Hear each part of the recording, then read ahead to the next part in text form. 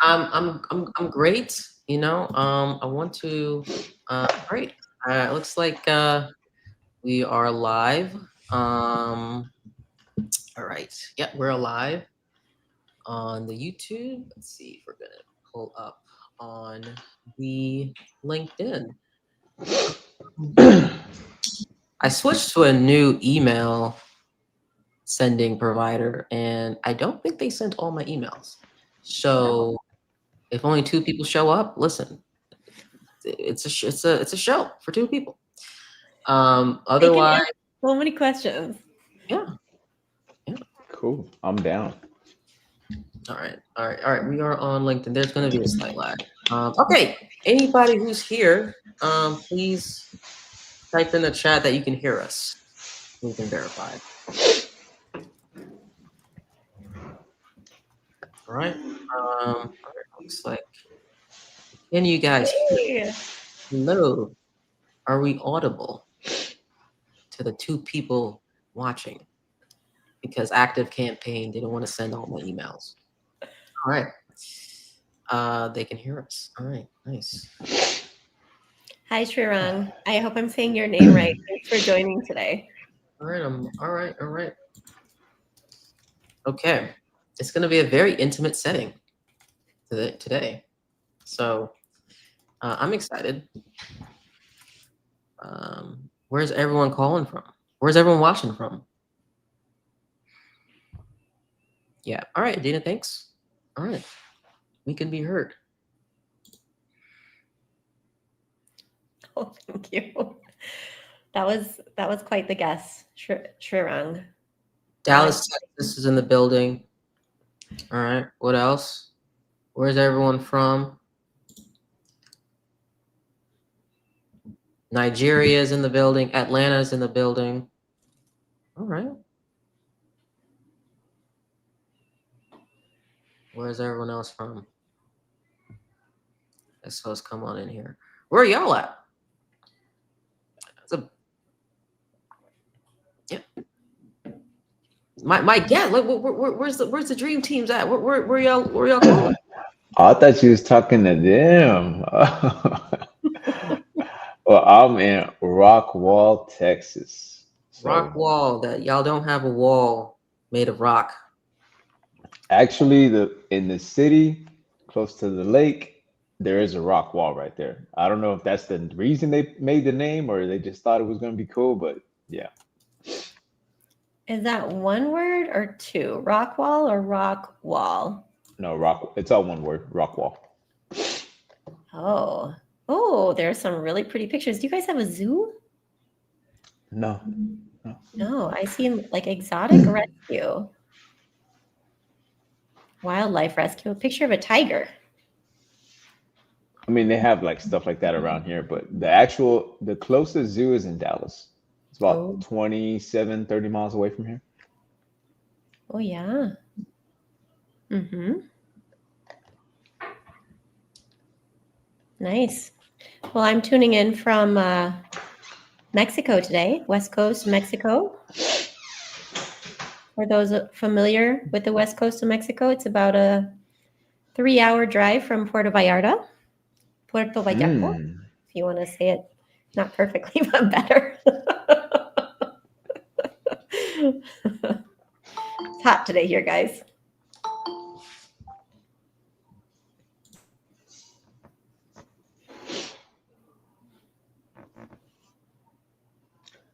We need like some background music, you know? Sing something for us, Pedro. Oh man. Is that one of your Uh, many talents? you know what? I used to be in the choir when I was in middle school and in high school. Yeah. Now, how good I am these days, I'm not so sure. It's been a minute. I know I'm good at singing my daughter to sleep. That's it. Oh, that's nice. Yeah. Yeah. Mm. School, school, school. Oh, Mavash. Hey, we connected this week. Thanks for tuning in. All right. It's 5 after. Let's get the party going. No matter how small the party is, it's still a party. Okay, so for those who are probably looking at or finding us for the first time, let's introduce the dream team.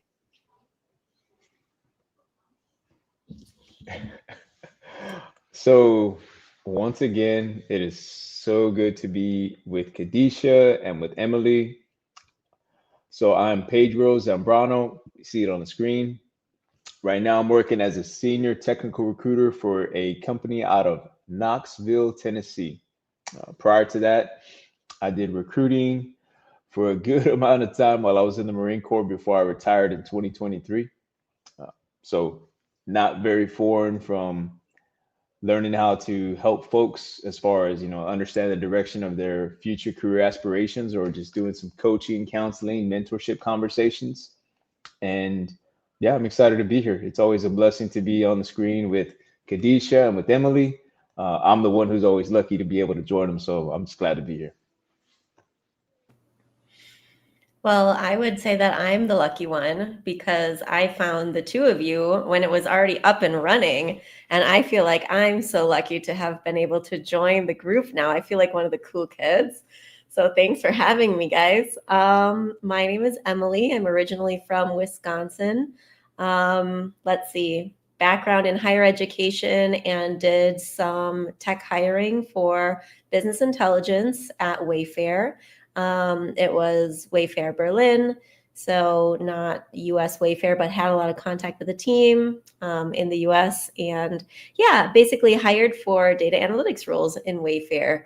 Have a deep love of data myself. I've been following Kadisha for a couple of years, even before we connected. And now I'm working as a career coach. So happy to be on the stream and giving you guys some tips today. Okay, well, I am excited. For those who are seeing me for the first time, I'm Kadisha, and I help people launch careers in data analytics without going back to school. And we are the dream team. Okay, and today, what are we covering? We're talking interviews, data analytics interview prep with the pros. Okay, and these pros are Pedro and Emily, and we are going to really dissect interviewing. We're about to hit Q4, and if you want a job this year before the holidays, you better be interview ready. And if you're not, we're gonna get you interview ready. So, I mean, let's get started. Awesome. Emily, you want to start us out, or you want me to lead with it? Me? Okay, sounds good. So, when it comes to interviewing, you know, we all ask ourselves, what are the best techniques when it comes to starting the interview? How do you prepare for the interview? What type of questions or what type of perspectives that should you lean into before interview day? Like there's a lot of things that run through all of our brains, and for most of us, the big question is always like, am I ready? Am I going to be ready when the moment counts? What I can tell you is that if you break the process down into a simple manner, yes, you will be ready on the day of the interview. Uh, you know, there's a lot of different techniques to be able to utilize on that day. If you paid attention throughout the time, with myself, Kadisha, and Emily, we talk about resumes and we talk about everything it is to get yourself into the room and into the conversation. Because all the best resumes, they just get you into the conversation. Once you actually get into that spotlight, that's when everybody starts to get really nervous. And so what we want to do is we want to break away those nerves and put out some simple techniques on first how to prepare, then how to actually communicate during the interview. So process of like explaining yourself and your skills and techniques. And just a lot of it is through muscle memory on how you get ready on that day. So one of the first things I want to start off with is how to prep for your interview. So the very first thing on how to prep for your interview is really you need to understand the employer's lens. So you have to look at it from their perspective. What are they going to expect from you when you walk in the door? What are they actually expecting from you for this position? If you're not at first taking that perspective of what they would want to hear or what they're going to expect to see, then you're really getting behind the power curve because you're thinking of yourself first and not really that company and that actual job opportunity. So For example, for us, we look at it through a lens of like, is there growth in the role? You need to ask yourself that. You know, you got to wonder if there's an evidence of problem solving, and whether or not everything that you have is going to align with the business impact that that company's wanting to see from the person they're going to interview. Hiring managers, what are they looking at? They're looking at clarity. How well are you going to be able to explain yourself in the moment when they ask you questions about your skills, your experience, and most importantly, situational based questions? The first way to actually, kind of take it downhill in your interview is, if you're not understanding from the employer's lens, the very first question you normally get, which is tell me about yourself, and you go down the rabbit hole of talking about your life story from when you were a child on how you got into data or what got you interested in data. From me to you, that is not where you want to tell your life story. The first thing that you need to understand is that from the employer's lens, we are looking to see how articulate can you be with communicating in an organized manner who you are, what you've done, and where you want to go with your future.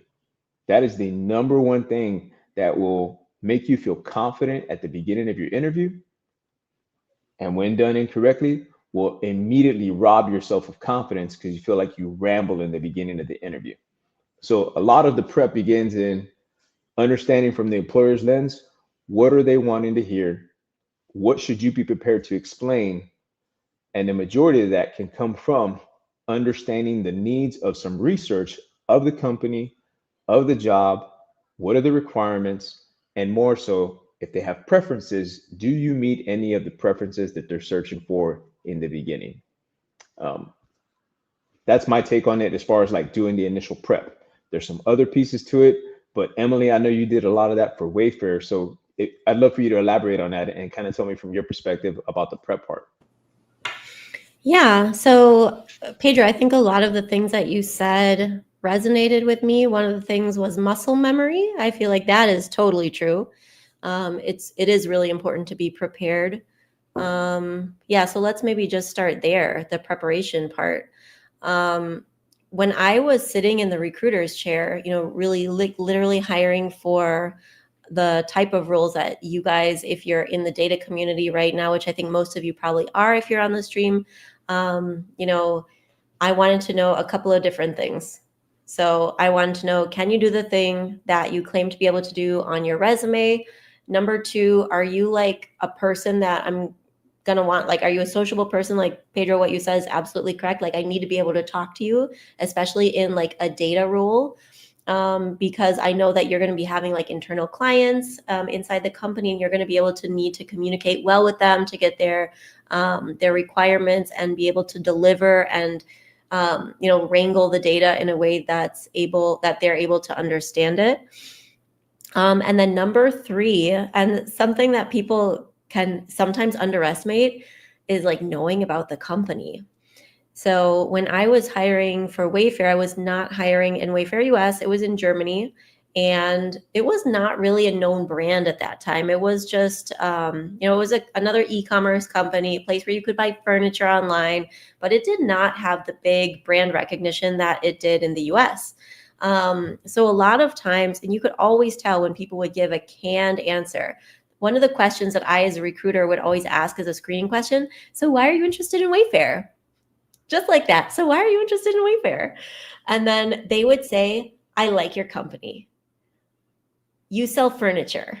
And it's like, okay, maybe you glanced at the website, but like, I'm wanting to know a little bit more. Like, what is that personal connection for you? So at that point, I think it is really important to, not just like glance at the website, but really like go and read a little bit into, what's been happening in the world of Wayfair. Maybe go into some news articles about it. You'll always find companies like that in the news. Don't Google it, guys. But yeah, I mean, you'll always be able to find some news about companies out there, and maybe from that you can learn a little bit about the industry a little bit more, what kind of challenges the company's currently facing, what kind of developments there are in the market. So being able to connect something personal about your interest in this company or this industry, this field, to what it is that we're actually doing. So yeah, research, super important. I would recommend always doing that, because there is nothing that's going to get you hung up on, not that I would hang up on people, but like the call ended sooner than you having no idea like why we're having a conversation. Like I would really expect that the person who is interested in having the role is probably as prepared, or even maybe more prepared than I am, to have that first conversation. So definitely before you go into the interview, go back, read the job description again. I always recommend when you're applying for jobs to save that text in some way, because you never know, like by the time you get invited for an interview, the text might be down and you might forget completely like what the role entails. So if you're applying on like LinkedIn, you can download a PDF, or you can be saving it to a sheet somewhere, whatever works best for you. Make sure that you have that to refer back to. Always go to the company website, see if you can find people on LinkedIn. Like, what does the team look like? If I'm going to be working in a data team, like if I type data analyst in quotes and see how many data analysts are working at a particular company, then you'll get kind of an idea more or less of what the size of the team is. And that might help you prepare some questions, for example, to be asking during the interview. Things like that, news articles, just know what you're here for when you're on that first call with a recruiter, and definitely moving forward as well. Should be even better prepared the second time. 100%. You know, it's interesting because today so for example, I had an interview prep with a professional who's about to knock out a virtual interview tomorrow. So we talked about prep, talked about doing the research, like Emily talked about, mentioning researching the organization, doing a little backstory, reading biographies of some of the C-suite professionals that belong to that organization, understanding their mission or their vision about where they want to take the company. So my advice was, hey, we're going to walk through a simple process. We're going to print out the job description that I sent you. You're going to take that with you and highlight certain areas that you feel your skills already apply to it. And then you're going to write your questions on a separate document, but you're going to tailor it towards the needs of what that actual organization is wanting and where you can bring the solutions. So the research and the prep of already having these things printed out and ready to go, that's going to make it more in tune with how to describe the skill sets. So that was the big ticket thing. Having material to write, extra writing material. You know, you don't want to freeze in the middle of the moment, especially during virtual interviews where it's like nobody can really see your hands, but they can see you move around a lot. So you just want to be prepared in that manner. So have a notebook, have a job description, highlight it out, be ready to go, do some reading on the biographies, search those professionals on LinkedIn. If you can find more details about the organization, great. I sent her some websites to go, you know, check them out, looked on social media for them. So it was a good amount of like knowledge of absorption that was taking place in preparation for the conversation, not to overwhelm, just to be extremely comfortable with knowing who we're going to talk to. After that, after the preparation piece, it was, hey, we need to do a mock interview. So before you step into your interview, you need to do a mock interview. Okay. And you don't want to go with people that are just going to prime the pump and make you feel good about yourself. You want to get a mock interview with a person that is legitimately going to listen with purpose to what you say, take notes, and then be able to give you some reinforcing or balanced feedback. Reinforcing is positive. The balance is going to be kind of like the sandwich. You did something great, something else you got to work on. This is where we end pretty good. Let's reinforce that again, right? You want people that are going to be able to give you the truth and be authentic in the feedback you deserve, because something that I've always honed in on, and it came a lot through the Marine Corps, and I've brought it into, you know, interviewing techniques, is the way you practice is the way you perform. So if you have horrible practice, you know, you're going to perform in a horrible manner. You can't just wing it. And for those of us that know, and all of us at one point or another understand that if we have had to go through a period of time where we are interviewing for one role and we don't get it, and the next role and we don't get it. And most of us are subjective to not receiving feedback even after you do an interview. You kind of don't know where you go wrong. And that lack of feedback from an organization can hinder your confidence, but also not point you in the right direction of where you should be improving. And many professionals do not do mock interviews before they jump onto the Broadway show. They're winging it and hoping that they do well. They have too much confidence and believe, oh, well, I got so much skills. I know how to do this. I know how to do that. And in reality, somebody just really hasn't told you the truth. Your interview skills suck. And so when you want that kind of person to be able to give you the feedback in a mock interview. The other thing about a mock interview that is very beneficial is that share with that person all the details about this organization, and then prune out some questions that should really tie into what that organization would expect. If we're looking at the lens from them of what they are really seeking, you want your questions to be tailored around that. You need situational questions to be able to explain strengths, weaknesses. There is a whole list of them that you could generate even through AI that could help prepare you. And I know, Emily, at times we've talked about that and mentioned utilizing AI to draw questions based off a job description and having AI tell you, if you were this company and this hiring manager, this director, what would be the most highly probable questions you would ask in an interview? And therefore, let me allow that to go ahead and hone my skills in the preparation piece for the muscle memory that you should work on prior to getting into that room in the conversation. So it's preparation up front, the mock interview before you get to the interview. What are your thoughts on that, Emily? Yeah, I think that makes a lot of sense. Like, definitely, I like to say practice makes better. And I think that you can get a lot of value out of doing like a mock interview with somebody who's not necessarily like a career coach. But if you are going to do that, it's really important to know that there are different kind of like strategies to answer each different type of question.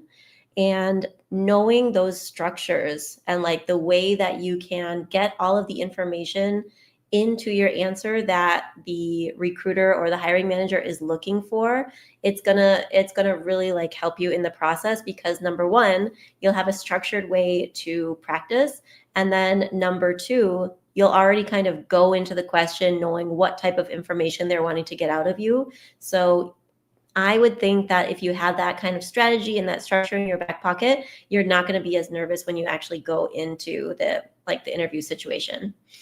So that being said, I thought maybe we could talk about like how to answer different types of interview questions, and how to structure those answers. Do you think that's a good way to go, Pedro? Oh yeah, yeah. That is like the heaviest thing when it comes to the interview is how do I answer it, right? Yeah. And so no, it's great for us to talk about it. Yeah. Yeah, no. So, what's your recommendation, or like for you, that you kind of like share with folks when they're seeking out, your knowledge Right. on how to answer questions? My favorite one that I always have is, I love to just help people with the easiest one that I'm like, you can remember this, and it's the introduction. For Oh, me, awesome.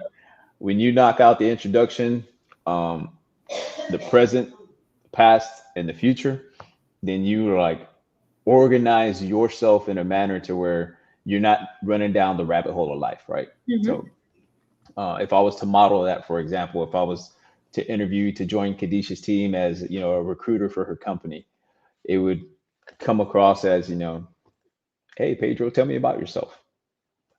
Well, appreciate you asking me that question. Right now, what I'm doing is I am working as a senior technical recruiter for a company out in Knoxville, Tennessee.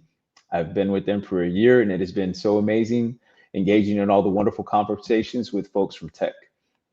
In the past, what I did is I worked as a career recruiter in the Marine Corps, and I did that for nearly 2 decades, helping folks gain direction, gain perspective, developing physical and mental toughness as far as enduring the rigors of Marine Corps training, but also preparation for life after service. And for the future, what I'm looking to do is I want to be able to give back in that same manner for organizations that are rooted in the same mission. So to be able to work for your organization, and for the Data Academy would be so amazing, because I feel like I could give that to professionals who are doing career changing, and it's just a mission I want to support. So I've modeled the present, the past, and the future. And little nugget for you, every time you mention the future and that company's name in it, you already have them imagining that you are serious and you are dedicated towards the opportunity of being in their presence, but also you recognize the value you can bring. And it's not just a short-term aspiration, it's a long-term gain. So for Mhm. me, I always love doing the introduction, because it's the number one thing I see people mess up when I'm observing virtual interviews. But I know we got the part for the questions piece. What about you? Well, to that point, so that's the same strategy that I use. So I teach people, present, past, future, past, present, future. And I find that in answering this question, the number one difficulty that job seekers have, if they haven't really been doing it before, is what to say when it comes to the future. So the strategy that I give them, I just tell them, fill in the blank, and you don't have to parrot this back during the interview, but this is really helpful to like kind of get your thoughts in order. I just say fill in the blank, and now I'm excited about this role because, and then fill in the blank. And if you're able to do that and kind of repeat that a couple of times, you'll be able to say that in your own words naturally during the interview. So if you're having a hard time, what's my future?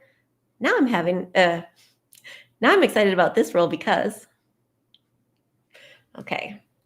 So I think that's my contribution. I like that one. Yeah. I like that one.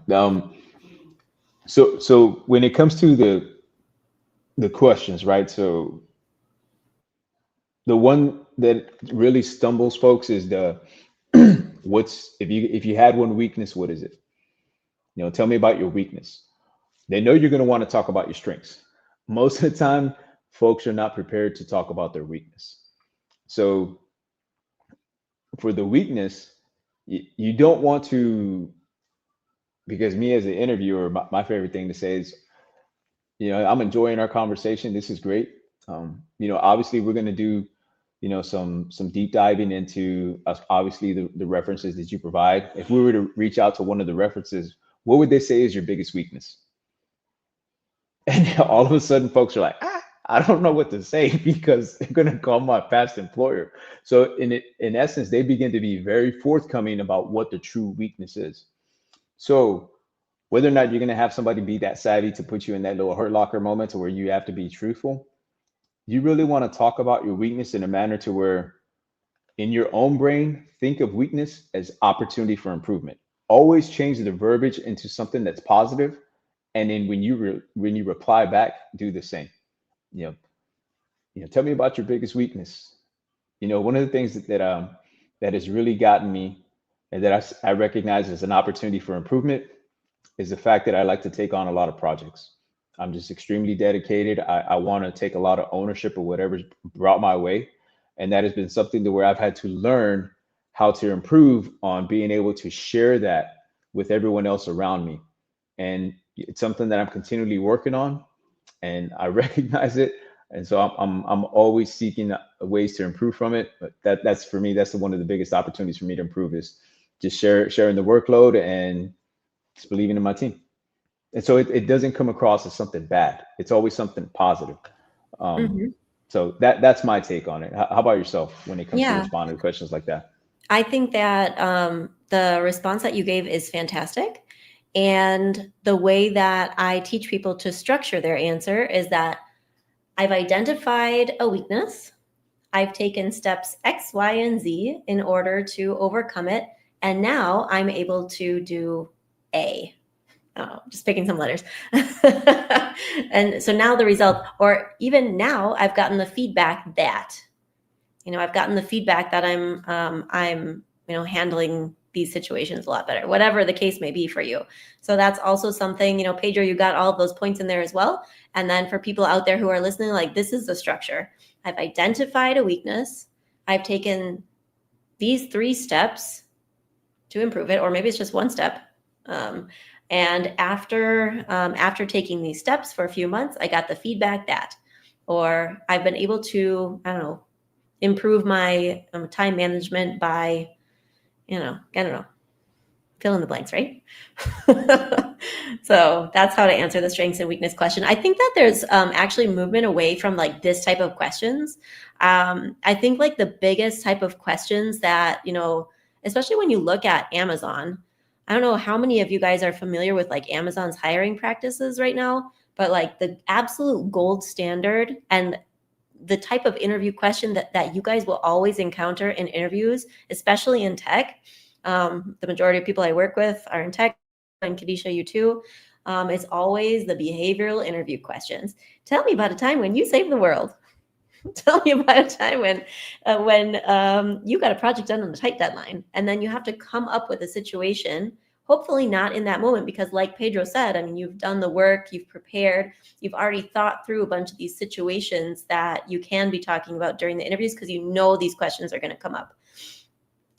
So number one, in order to prepare for this type of interview question, I like to build out what I like to call a situation catalog, where you come up with a list of questions. You can either look at like generic interview questions that you find, like these tell me about a time questions, get like 10 of them, get 12 of them, get 15 of them, and see how many different situations you can come up with.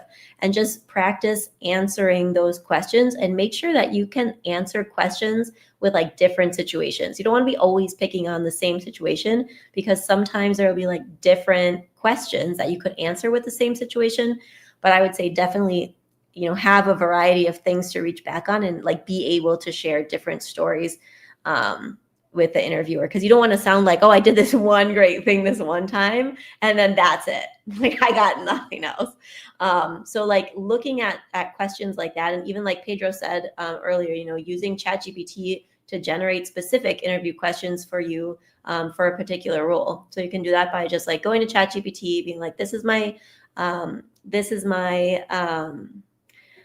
sorry, I'm checking the comments right now. This is my profile. This is a job description. Can you identify any gaps between the resume I've sent you or the description I've sent you and what they're looking for in the job? And can you write some interview questions that would pick on those gaps and see if I can answer them? And then that way you can already be anticipating, where there might be a little bit of a mismatch between, well, where you're not like 100% aligned, because who is 100% aligned? But if any questions like that do come up, be able to answer them.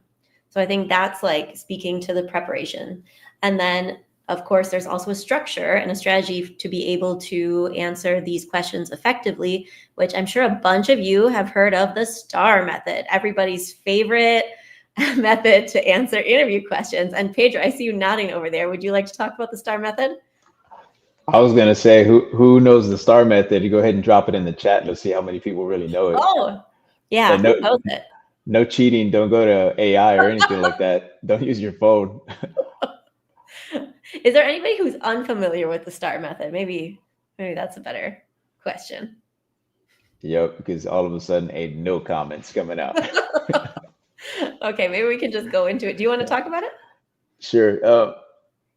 Before I talk about the STAR, something that was really hitting on me and I smiled real big is when you mentioned the word story. Amar, look at Amar. He's so savvy, Amar. There you go. As a data analyst, be prepared to tell stories with your data in the interview, right? Like you're going to be able to show it and demonstrate it, but be prepared to tell stories about it. Okay. One of the key elements that I've observed from data professionals for recent companies that I've done interviews for to get them into the rounds is a hiring team will always tell me, listen, I want them to be able to articulate either to a novice or a C-suite professional about whatever is being presented. I need them to be able to be a great storyteller. Okay, cool. So when you're talking to them and you're in the interview, peel back on that and see if they can do it effectively, even with you not being presented anything visually on the screen. See if they can tell you a story about data, like talk about it. I'm like, okay, cool. That's kind of tough because I'm a visual person, but sure, whatever. So I wanted to bring home on that because then I know we're talking about like, hey, data analyst, interview prep. be prepared to talk about data using a story. All right, because if you could talk about it and help illustrate it for me and paint the picture, you're going to be able to do it that much better whenever you talk to somebody who's actually making a decision on hiring. Um, Now for the star, and I love that you bring up the star, Emily, because it's the muscle memory, right? And in the Marines, when you are just in the military in general, when you have to do remedial action on a weapon, it's called tap, rack, bang, and it's just automatic. It just always happens immediately. You don't think about it in the moment. It's just muscle memory. It's just there. The star has to be the same when you're answering questions in an interview. This is where the mock interview comes into play. This is where the rehearsing comes into play. You could even be as foundational as saying the words out loud. I have never knocked anybody inside an interview when they have used the words, because I'm not really listening for the word. I'm listening to what they're actually describing. So you could use each word literally, and in my opinion, you're going to be fine. Vice the person who tries to wing it and then, talk themselves into a circle, you may forget essential information that you want to convey to someone because you're trying to do it out just off of your charisma or whatever you call it, right? So the situation, the task, the action, and the result, in my opinion, the one that is the most important in that whole process is result, because they want to be able to uncover, okay, yeah, everybody's going to have a situation. We know that you're going to be tasked with something. It's a no-brainer that you're going to take action on it. I want to know what happened. What happened after you did it? Like, was it a positive? Did it move the company forward? Did we save time and money and effort? Did you drive a great decision from it? Like, what happened because of what you did? So the result part of that STAR method is gold. And when it's missed, and you can usually see it a lot inside resumes, because even when people label it outright, like action, impact, result, the result is usually the thing that is left off the most. It's always like, I've reduced the reporting by 30% for 5 months, when before it was took 10 months. Okay, and because of that, what happened? So the result is the biggest piece of the STAR that you have to be able to effectively articulate. And a hiring person, that's what they're salivating for. They want to hear the result, because they want to see, like, are you somebody who gets stuff done? And then what happens when you get it done? How does that help us? So the STARS is extremely important. I use it still, and when I do, I say it out loud. And I've been doing this a long time, and nobody looks at me weird for using the word STAR. The situation that we had at that moment, this is what happened. And the task that I was given is, this is what the task was. And the actions that I took as far as inside that project were 1, 2, 3. And, because of that, the results that came out is we were able to do X, Y, Z. And because our standard was this, and we actually beat the standard.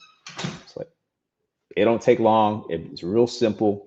Now, you don't need to be as basic as cornflakes on that, like the way I just said it. But when you master that process and just muscle memory it to how you describe those things, the STAR, it's going to do wonders for you in an interview. How about you, Emily? What are your thoughts on it?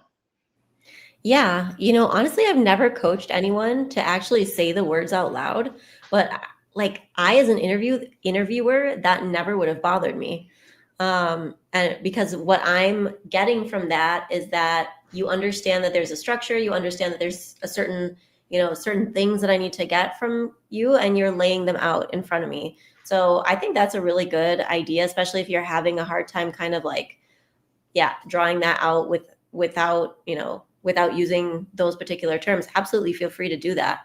I think when it comes to this particular type of question, what you said was that a lot of people leave off the result. Absolutely. A lot of times the result is left off. Like, oh yeah, when I was working at this company, this was going on, and I was tasked with A, B, and C. And then the actions that a lot of times people say we. A lot of I was tasked with doing da, da, da, da, the actions that I took were da, da, da, da, da. Okay. And I feel like at that point, when I'm doing mock interviews with people, I'm always like, and So, and was there something else? So really always, and especially when you are a data person, I know that you are monitoring this stuff. Like, all you're doing is tracking data. So I'm wanting to hear some numbers from you. And there are two different ways to handle the result of the behavioral interview question. So there are actually two different, and there are probably more variations that I'm just not aware of, but there are two main variations of the STAR method. So one is STAR I, which is STAR plus I impact. So what was the impact? So making sure, just like you're consciously thinking, like what happened, what were the KPIs, what did that look like as a result of this, in hard numbers. And then there's another method called STAR L. So sometimes the question will be like, tell me about a time things didn't go as planned. And then you have to really dig deep and talk about something that didn't go well for you. And then that's when you bring out the STAR L, where L stands for learning. This was a situation I was tasked with X, Y, and Z. My actions were da da da da da, and the result was this. What I learned out of that situation was da da da da da, and going forward, I changed my strategy. It's just kind of like similar to how you would answer, like, what's your weakness? What was the result? What did we learn from this? And what are we not doing again next time? And I feel like, a lot of times people think like, oh, I don't want to come off as like weak, but everyone is imperfect. There is not a single person out there who's perfect. And if you come into an interview and you present yourself as this perfect person, that is not genuine. And I mean, that's a red flag for me. Either you think you're perfect, so you are a little out of touch with reality, or you're just trying to show off. And like, we're not here to show off. Like, this is a team. Like, I mean, in the interview, yeah, you should be showing off a little bit, but basically, your work is like a team sport, right? You're generally working in a team. So I want to kind of gauge whether or not you're going to be able to do that. So those are kind of some expanded methods to answer the STAR, STAR structure questions. And then the final thing that I would say about this type of like the behavioral interview question, the number one thing that is an issue for people when I run mock interviews with them is they say we all the time. We ran this analysis, we decided we rescheduled stuff, we prioritized, but I, as an interviewer, like, that doesn't do a lot for me. Like, what was your role in the we? Were you making those decisions? Were you a follower? So I'm really wanting to hear what you did. And I wanted to hear every single time you're discussing actions, you're starting with I. Yeah. 100% agree. 100%. Yeah. I know we're talking about data analysts, but listen, that's like, I work with a lot of veterans. That is the hardest thing for them to do. Is it, my team, we, and what the result after it's always a group. And yeah, they're not hiring the group, right? They're hiring you. So that if you have a tough time with it, I don't know, get somebody around you that'll pinch you every time you say the word we or something else about a group, and you're like trying to practice. Like, no, it's always I. Something else along with the behavioral questions and the STAR method as a data analyst that ultimately that you should be prepared to do is, like Emily talked about in the beginning, is an organization wants to see, can you do what your resume says? If you're working with someone who has an insight into what's going to happen in the interview, if they're like, hey, look, this interview that you're going to do right now, it's purely like HR and culture. They want to figure out, are you a great fit? Be prepared to talk a lot about yourself and some situational stuff, but they're looking to see like who you are as a professional, and could you mesh well with the team? Do I like you enough to want to hire you? That's if you have an insider. If you don't, something else as a data professional you need to be prepared for, as if that job description says you need to be great with SQL, expect an assessment. There is something that always happens whenever data professionals go into an interview, and it's on the resume, it is described, it's been communicated. I can do SQL, I can do Power BI, I can create a visualization.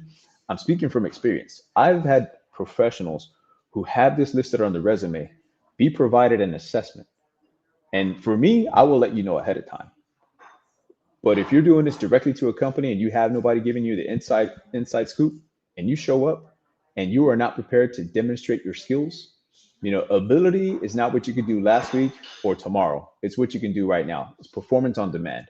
So as a professional interviewing for an organization, be prepared to do an assessment. Now, some organizations it might be elaborate. Many of them are like, can you do the basics of SQL? Can you operate a query within our data sets inside our organization? If it's a virtual one, they're going to share the screen and you got to go on there and go ahead and knock out the actual query. I've had organizations say, hey, look, I want to be able to see them do SQL and I want to see them do Power BI. I don't need them to be an expert. I just need to evaluate, can they do an actual visualization utilizing Power BI? And people have crumbled underneath that. Okay. So all the conversation stuff, yes, these things, you need to hone them in, put them in your pocket, write them down, don't lose them, record this actual thing, go back and rewatch it. The other part is your skills. You're going to have to demonstrate them. And if you can't do it on demand, there's not a second chance. Interviews in person or with an organization is like a Broadway show. It's not Hollywood. There is no retake. You can't go back and wish that you could do it better. It's you either can or you can't. I wanted to make sure I tossed that in because I've been seeing it a lot lately, and I would feel remiss if I didn't mention it as we're talking right now about the interviews. Well, I have another topic that always comes up in interviews, and I always throw this into my mock interview every single time, whether you want it or not. You guys want to know what it is? It's so important. The question. So what are your salary expectations for this role? Oh, guys, the salary expectations. If you are working, or if you're, interviewing with a company like in tech, let's say, they've got a budget. This is a knockout question. If you give them a number that's way too high, you are done immediately with the interview process. You are out. And sometimes people are just saying, oh yeah, I don't know, 120K. And it's just kind of like feeling it out. Like, oh, I just kind of grabbed that number out of thin air. So we don't want to be saying a number. This is what I teach people. And you always be prepared for this. Always think about it in advance. Before you go into the interview, expect them to ask, even if they don't, doesn't matter who you're talking to in the organization, be ready to answer the question, what are your salary expectations? So the first thing that you can do, and there are so many different scenarios that you can imagine, right? Some states, you have to put the salary the salary range in the job description. California, New York, I think there are a couple of others, I've forgotten which ones they are, but a lot of times the salary expectations are there. But in all the other states, it's not necessarily there. So if it's there and you're truly satisfied with the range, you can say something like, oh, I'm sure we could find a level that works for us within that range. Or, yeah, I'm really happy with the range that was listed. If you want to go even further, you can ask them, so what are you looking for in candidates who earn at the top end of the range?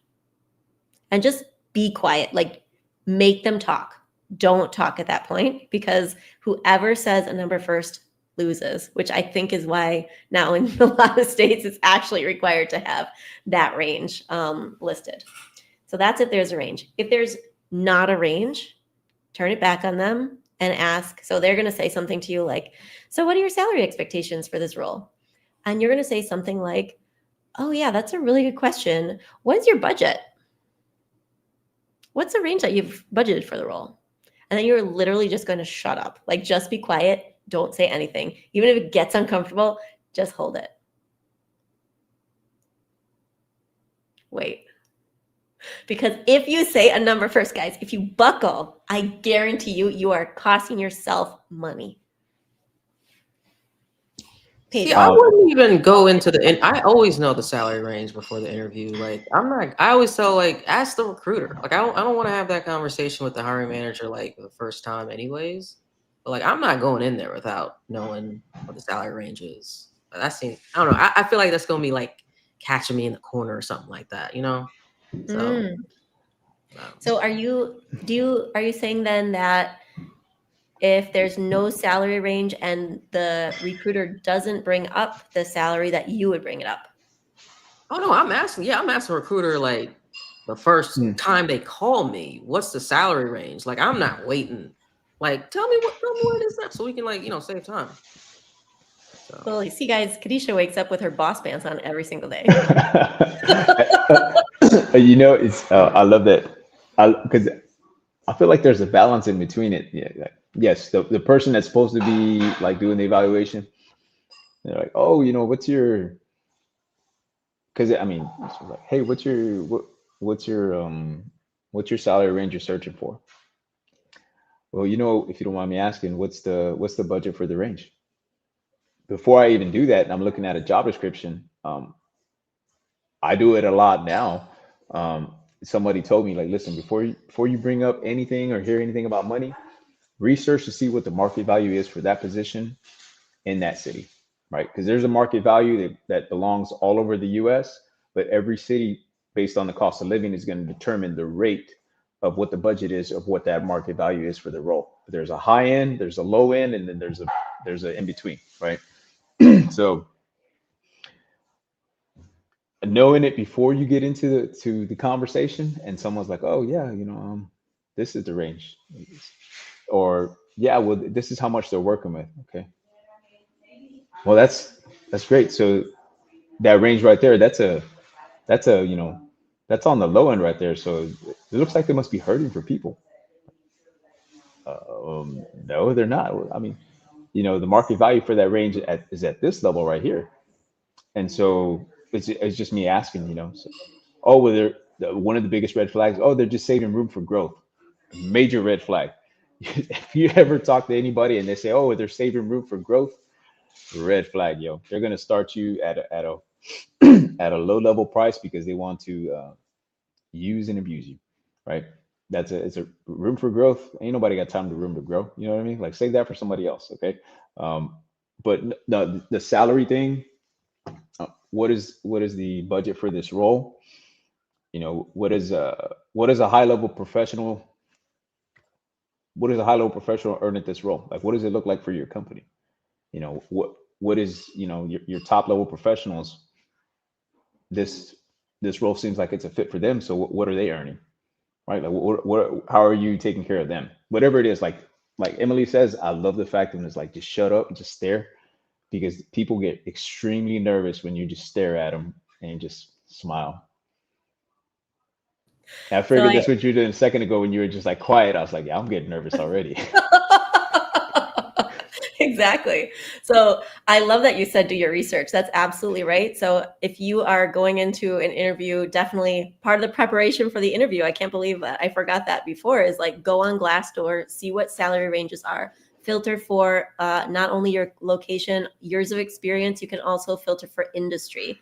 A lot of Mm, times you can go, if it's a bigger company, you can go and find actual salaries from people in that company. They submit them anonymously. So have a look at Glassdoor. Go to, if you're in like tech, levels.fyi, have a look at what kind of ranges you can find there as well. Both really good sources. So the strategy, so that you guys remember it, I love to call it this: be smart, play dumb. Do your research, know it ahead of time, go in and be curious. Let's call dumb, but be curious. Oh, so what is the salary range that you guys have budgeted for this role? oh yeah, oh yeah. And so something after the interviews are complete, or and if there's no mention of salary, cool, no worries. Let them be the ones to start bringing it up, right? Because when you get towards something that I encourage every professional before they're done with the interview, make sure you ask questions that have nothing to do about benefits or compensation. Nothing to do about it. Mm. It needs to be questions that are related to the organization, and you as far as like what projects are they working on, what does success look like here in the next 90 days. One that I heard and I was like, this is a major nugget, is they're like, do you have any questions? I do. So are you hiring me for this job, or are you really considering me and hiring me for this job now because it leads to a position where you see me impacting down the road? Like, do you see me having a future here? Right? Like, cool. If you're able to squeeze that thing in there, that is a major, like, you put them all in like a defense mode. Like, what do you mean? I can't believe they just asked me that, but I need to respond. If they say they're just hiring you for that job, then that's fine. That's okay. Just know that it may just be a for right now move. If they talk about, they recognize, yes, we want to bring you on for this position, but also we believe that from what you have inside your experience and what this position leads to, this is kind of the roadmap of like how to get there. If an organization can tell you that, that should give you more of a warm and fuzzy, like, I think this place is probably a good spot to want to hire and want to get employed with. So that is a great one to be able to toss in. But your questions need to be, I love using ones, and I tell professionals, ask questions that have it paint the photo of you being in the organization already. Hey, do you have any questions? Yes, one of the questions that I have is, I see that you all, you use, um, you have a project where you're trying to use SQL and you're doing a transfer of SQL to another platform. Um, when I'm on your team, how do you see me being able to help with that? And what would be the direction of what success would look like after I'm on the team helping do that transfer of data? If you could tell me about that, that'd be great. And you start getting the hiring personnel to describe how you would be involved in that process and what it would take for you to get this accomplished and what it would take for you to be successful in it. And essentially, you are psychology switching in them. They're already thinking and envisioning you doing the job. The more you get people to envision you doing the job, the more probable it is that they can imagine hiring you and you being a part of the team. That's something that when I did recruiting, you always want people to paint the picture of you already owning the product or owning the process. So when you do it in interviewing, the same thing applies. If you can get the hiring team to envision you already being there and you ask questions in the manner to where they see you being there doing the job, you are psychologically getting them to envision hiring you, and they're saying the words out loud. And when they start to say it, it becomes believable. And each time that it has happened, I've seen more professionals than not get hired because they've incorporated that kind of questioning when it comes to, do you have any questions? The ones who I've seen ask questions that have stuff to do with benefits or compensation, they get entertained and then they don't get called back. So I wanted to make sure I toss that in when we get to the part about, like, salary or anything like that, if that comes up. But essentially, you want to end an interview with a few questions that have nothing to do with compensation or anything with, tangible items. It's all about something the company's doing that you can assist with, a tool or product they're utilizing that they have a project working on, and how you fit into that process. Are they hiring you for this job for right now, or is it this job because it leads to something else? You want to get them talking more. And a fantastic one, and I want to turn it over to Emily after this, is, it won't even hurt. And it's a great thing to ask them. Yeah, I have a question for you.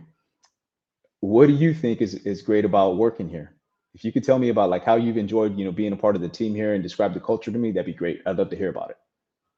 And get them to talk, because the more they get to talking it, everybody likes to hear themselves talk, and especially the interviewers. If you get an interview with someone and they don't want to talk, which I'd probably run out the door immediately, because I wouldn't want to work with those kind of people, because that can almost immediately let you into, there's a toxic culture that exists in this organization. People are very standoffish and don't want to open conversation. I mean, you're probably just going to have a hard time there. But that's my 2 cents on it. What about you, Emily? Yeah, I think, there are two different types of questions that you could ask there. You questions and me questions. So avoid, I think, Pedro, the kind of questions that you're mentioning might be good to avoid are the me questions. What is this going to do for me? So, like, maybe in the interview scenario, ask not what what your company can do for you. Ask what you can do for your company. What are your challenges? How can I help you overcome them? What is the 3-month plan? What will you need from me 6 months from now? How will you measure my success? What can I be doing for you, and what do I have to offer you? Yeah. But definitely, I always tell people, and a lot of times people have like a couple questions prepared. You never know how that interview is going to go, who's going to do more of the talking. Sometimes, like Pedro said, sometimes people just really, hiring managers, they just love to hear themselves talk and they're going to like go on and on. So you never know how many of your questions you have written down are going to actually be answered before you have a chance to ask them. So I don't know why I came up with this number, but I just find like 7 questions. I always tell people, if you have 7 questions written down, I guarantee you're going to have something in there that you'll still be able to ask by the end of the interview. If you write down 3 questions, maybe not. 5, good chance, but 7, there's no interviewer who's going to answer all 7 of your questions. Like, you will have something left at the end. Lucky number 7. I like it. I like it. 7. Yeah. That being said, I have a hard stop right now. I'm going to have to head out. All right. Well, it was great. Listen, I think everyone was riveted by all this information. I asked folks if they had questions, but I think we answered pretty much everything. And we're gonna respect the hard stop. You guys can continue. I'm so sorry, but yeah, I really have a hard stop today. No, we are the dream team. Like it's all 3 of us for no. All for one or one for all. Yeah. Listen, this was great, action packed. I think everyone was so riveted that there wasn't a bunch of questions in the chat. Listen, we are going to be back maybe in 2 weeks or 3-ish. But we'll be back. Follow everyone on LinkedIn. And Emily is on YouTube now. And I will actually just start sharing all that stuff by tomorrow. So yeah, Emily, send me your LinkedIn, your YouTube channel. Or shout it out really quickly right before we go. I have recently started a YouTube channel. We have a couple of amazing podcasts in the pipeline. Guest number 1, the one, the only Pedro Zambrano. So we are just waiting to get that uploaded, but it's there, it's ready to go. And we're going to have Kadisha coming on pretty soon as well. Right, Kadisha? Yep, just waiting to get that first edit up and going. Right. Yeah. All right. It'll be up there real soon. Hopefully by tomorrow. No promises. It's their same names exactly. Pedro and Emily, and there's no one else in the world with that last name other than my LinkedIn is super easy. Posting you right there. Feel free to contact me. I chat with everyone. So guys, if you want to have a chat, you want to send me a message, feel free. I'm super happy for a couple of people I saw in the comments. I connected with a couple of people this week and they're here. So thank you guys so much for showing up. And Shrirang, I see your comment that you made. If you are still interested in continuing the conversation, feel free to send me a private message. All right. Thanks, guys.